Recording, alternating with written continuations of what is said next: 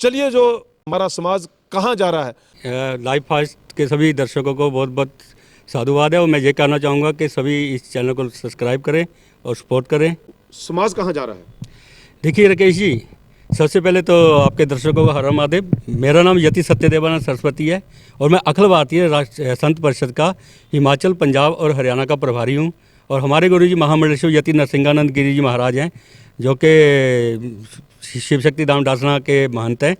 राकेश जी, मुझे नहीं पता कि आपको किसी ने बताया कि हमारा जो देश है ये अखंड भारत बनने जा रहा है। मुझे नहीं पता। हाँ, अखंड भारत बन सकता है, उसकी कंडीशन एक ही है कि भारत के जितने भी हिंदू हैं वो सारे के सारे ख़त्म हो जाएं या अपना कन्वर्ट हो जाएं, उसके बाद ये अखंड भारत बनेगा। उसके अलावा कोई भी और सोर्सेस नहीं है अभी एट प्रेजेंट अभी तक कोई ऐसा सोर्सेस नहीं है कि हमारा भारत अखंड बनता जा रहा है। जैसे हमारे नेता लोग कहते हैं कि अखंड भारत और विश्व गुरु, और हमारे संत कहते हैं कि विश्व गुरु बनने जा रहा है, और दूसरी तरफ हमारी बच्चियों के साथ ये अत्याचार दुराचार हो रहे हैं। एक दिल्ली में एक बेटी के साथ उसके शरीर के 35 टुकड़े कर दिए गए। कि कारण कहाँ, कमी कहाँ रह गई? तो इसका मूल कारण है एक आसमानी किताब जो ये कहती है कि उनका ही जो पूजने लायक है, उनका जिसका वो देवता बोलते हैं, अगर मैं यहाँ पे बोलूँगा तो आपका चैनल बैन हो जाएगा और हम पे भी केस हो जाएगा। मतलब इतना भय है हमें कि आयतों में कहा गया है कि केवल एक ही पूजने लायक है, और जो उसको नहीं मानता वो सब काफिर है। और काफिर के जो भी उनके पास माल है, पशु है, जब बच्चे हैं, मैं दूसरे धर्म को छोड़ दो ना। नहीं, तो हमारे में कहाँ कमी रह गई? मैं उसी पे आ रहा हूँ मैं। ठीक है, तो मतलब उसमें ये कहा गया है कि मतलब जितने भी काफिर के बच्चियाँ हैं उनको सबको दूषित करो, उनको ख़त्म करो और काफिरों को ख़त्म करो। एक तो कारण ये है, और जो दूसरा कारण है हमारे धर्माचार्य, हमारे जो कथावाचक हैं, जो ये कहते हैं कि सभी धर्म एक है, जो ये कह रहे हैं, जो जितनी भी पब्लिक वहाँ पे ज्ञान लेने आ रही है, हमारा हिंदू समाज ज्ञान लेने किसके पास जाता है? जा तो वो जाता है अपने धर्मगुरु के पास, ठीक है, जा भी जाता है वो कथावाचकों के पास, जो कि धर्मगुरु नहीं होते, वो एक प्लांट कथावाचक होते हैं, तो एक्सपीरियंस कथावाचक, जब पढ़े लिखे कथावाचक होते हैं, जिन्होंने वेदों का ज्ञान, जब कथाओं का ज्ञान लिया होता है, तो वो व्यासपीठ पे बैठ के जब ये बातें बोलते हैं कि एक अन्न को पूजने वाला और दूसरा अन्न में थूकने वाला दोनों एक समान है, एक भेड़िया और एक भेड़ दोनों एक समान है, तब हमारा समाज कहीं ना कहीं कन्फ्यूज होके जो आप बोल रहे हैं कि बच्चियां हमारी दूसरे धर्मों के लड़कों से के साथ जाके दुराचार होता है उनके साथ, उसका कारण ये है। और दूसरा हमारा कारण है जो हमारे संगठन, जिन संगठनों ने जिम्मेदारी ली थी उनको मैंने एक संगठन बना लिया और मुझे किसी ने जिम्मेदारी नहीं दी कि भाई आप हमारे बच्चों की रक्षा करो। मैंने खुद बोला कि मैं हिंदू समाज के बच्चों की रक्षा करूंगा, और मैंने खुद ये किया कि मैंने खुद बोला कि मैं अपने धर्म के लिए, अपने समाज के लिए सच बोलूँगा। लेकिन मैंने क्या किया? मैंने किया कि केवल जब लोग इकट्ठे हो गए मेरे साथ, मैंने लोगों को, नेताओं को आगे झुका दिया और मैंने लोगों को झूठ फैलाया कि हम लोग विश्व गुरु बनने जा रहे हैं और ये भारत अखंड बनता जा रहा है। तो ये सब कारण है जिसके कारण, और ये जो आप बोल रहे हैं कि मैं आप दूसरे धर्म की बात छोड़ो, ये हमारी बच्चियों के जो 38 टुकड़े हुए ना, उसके साथ ही अभी 80 टुकड़े रीवा में एक हिंदू लड़के के हुए हैं, 80 टुकड़े, ये अभी 2 दिन पहले।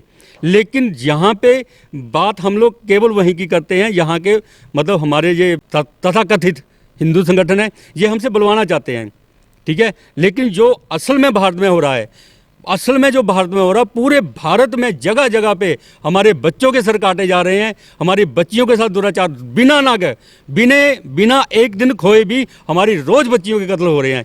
लेकिन चर्चा वहाँ की हो रही है, यहाँ पे विपक्ष है, यहाँ पे हिंदुत्ववादी सरकार नहीं है, तथाकथित हिंदुत्ववादी सरकार नहीं है। इसका हल एक ही है कि हम सबको निर्भय होके, सबसे पहले जो धर्माचार्य हैं उनको निर्भय होके एक पक्ष लेना पड़ेगा, निष्पक्ष नहीं।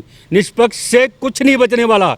जब तक हमारे ये धर्माचार्य निष्पक्ष होके बैठे रहेंगे और अपने समाज, जिस समाज का ये खा रहे हैं, उस समाज के बच्चों के लिए खड़े नहीं होंगे। और दूसरी बात, जो हमारा समाज है, जब तक ये समाज अपने बच्चों की सुरक्षा के लिए अपने नेताओं से, अपने धर्माचार्यों से और अपने संगठनों से सवाल नहीं करेगा, तब तक कोई हल नहीं है, तब तक कोई रास्ता नहीं है। एक्चुअल समस्या क्या है कि हमारे लोगों ने समझा ही नहीं।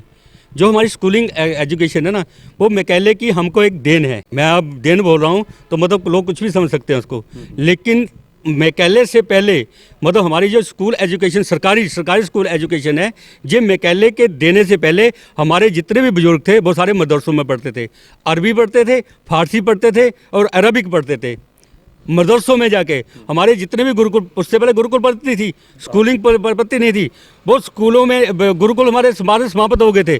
कुछ हमारे ब्राह्मण लोग जिनको कंठस्थ थी ये अपने संस्कृत और वेद वगैरह, उन्होंने अपने बच्चों को दिए, लेकिन जो गुरुकुल पद्धति थी वो इन इस्लामिक क्रांतिकारियों के कारण सब नष्ट कर दी गई थी। और उसके बाद यहाँ पे मदरसा पद्धति चल रही थी, यहाँ पे शरीयत पढ़ाई जा रही थी और शरीयत का कानून चल रहा था।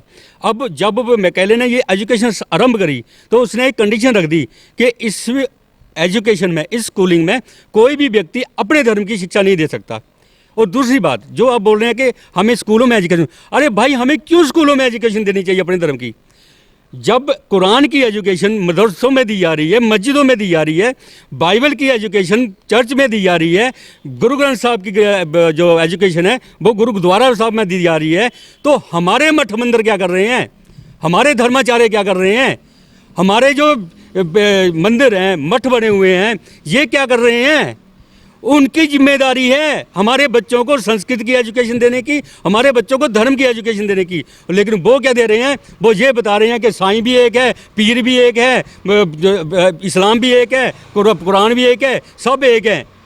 यहाँ पे भ्रम डाला जा रहा है। अगर इससे बचना है तो हमारे हिंदुओं को, हमारे सनातनियों को उनका साथ देना पड़ेगा, जो आप लोगों के लिए सारे समाज से लड़के सत्य बोल रहा है। हमारे बच्चों को, अगर हमारे बच्चे नहीं समझते हैं इनके जाल में, क्योंकि एक तो कारण हमारे धर्माचार्य हो गए, एक हमारा समाज हो गया, और एक हमारी जो माँ बाप हैं, बच्चों के जो माँ बाप हैं, उनका भी मतलब इसमें मेन कारण है। क्योंकि जब बच्ची बड़ी हो जाती है, थोड़ी सोचने समझ में हो जाती है, तो वो एक्चुअल समस्या पता क्या, हम घरों में अपने बच्चों को बोलते हैं, अच्छा कोई आया उसको जी बोलना, कोई आया उसको मत्था टेकना, कोई आया किसी से झूठ नहीं बोलना। लेकिन हम स्वयं खुद झूठ बोलते हैं, हम स्वयं आपस में लड़ते रहते हैं, हम स्वयं खुद सभी धर्मों के लोगों के साथ ऐसे बात करते हैं जैसे हम अपने सगे भाई से, अपनी दरानी से, अपनी जिठानी से बात नहीं करते। ठीक है, तो वो बच्चा हमारा वही चीज़ लेता है कि ये अपने नहीं है, हमारे ये अपने हैं। तो ये चीज़ें कारण, अगर आप कारण ढूंढो तो ये सनातन बहुत पुरानिक है। बिल्कुल पुरानिक क्या मतलब, ये अजन्मा है और ये ख़त्म भी नहीं होगा। जब सूर्य, अभी देखो सूर्य देखो अस्त हो रहा है तो ये भगवा है, जब सूर्य निकलता है तो भगवा है, ये अस्त नहीं होगा। अस्त होंगे हम लोग, क्योंकि हम लोग अफगान से भी ख़त्म हो गए, हम लोग पाकिस्तान से भी ख़त्म हो गए, हम लोग कंधार से भी ख़त्म हो गए, हम लोग मक्का मदीना से भी ख़त्म हो गए। ख़त्म हम लोग होंगे, सनातन ख़त्म नहीं होगा। तो अगर हमें बचना है तो हमें निर्भय होके, निर्भय स्वागत करो मौत का, निर्भय स्वागत करो मृत्यु का। मृत्यु है विश्राम स्थल। मृत्यु का भय त्याग के, अपना स्वार्थ त्याग के, अपना लोभ त्याग के, अपना कमीनापन त्याग के हमें अपने बच्चों की सुरक्षा के लिए खड़े होना पड़ेगा। यही एक हल है हमारे पास। देखिए, मैं हिंदू समाज के जो माँ बाप हैं उनको संदेश कुछ नहीं दे सकता। मैं उनको ये निवेदन कर सकता हूँ कि हिंदुओं, अगर आपके बच्चे नहीं बचे और आपका धर्म नहीं बचा तो सोचो बचेगा क्या।